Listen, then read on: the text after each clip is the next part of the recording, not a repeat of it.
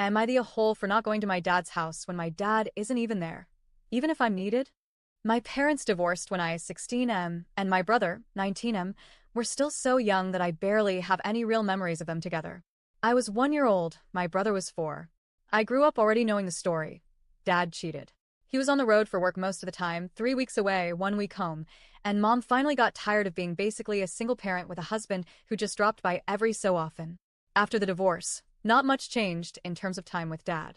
The schedule stayed exactly the same, 1 week a month with him. As a kid, I didn't think it was weird because it was all I'd ever known. But as I got older, I realized how lopsided it was. It felt like dad was trying to shove a month's worth of parenting into 7 days. Sometimes he'd pull it off, but more often than not, it was rushed, exhausting, and didn't feel like real bonding. When I was 7, dad remarried. That was the first time I met the woman who would later become my stepmother, at least legally. She wasn't cruel or anything, no fairy tale evil stepmom vibes, but there was something performative about her. She smiled a lot, said all the right things, but there was this undercurrent of let's just get this over with when she dealt with me and my brother. My brother picked up on it too. We were polite, but we kept our guard up. Then came the first baby. Suddenly, there was a massive push for me and my brother to be more involved. Overnight, we went from kids dad sees once a month to your older siblings now, so you should be here more to help raise them. At least, that's what it felt like. When the baby was about a year old, dad and his wife decided 1 week a month wasn't enough family time. They went to court to change the custody agreement, so we'd have to come over an extra weekend each month. The kicker? They specifically wanted us there when dad was not home, so we could bond with the kids and help out more. Mom fought a tooth and nail.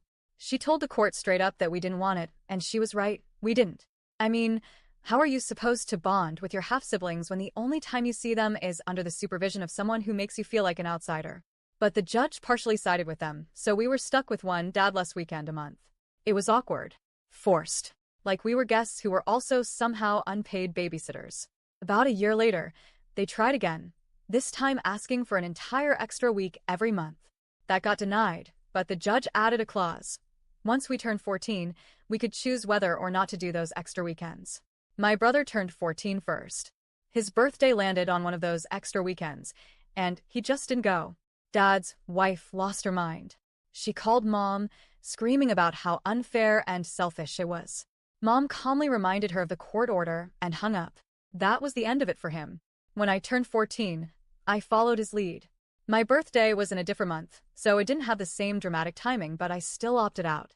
Dad's wife wasn't happy, but mom shut her down again.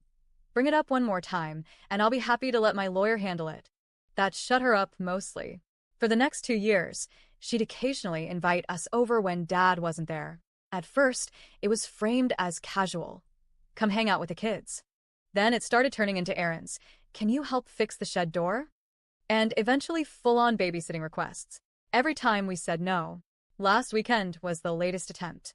She texted me saying she had to work all weekend, her regular sitter was busy, and nobody else could do it. She made it sound like an emergency. I told her no. She got passive-aggressive. It's just 1 weekend. You should be coming over more to see the kids anyway. I replied, not my problem. I never wanted to be there when dad wasn't. That was never my choice, and you need to stop asking. The next night, dad called.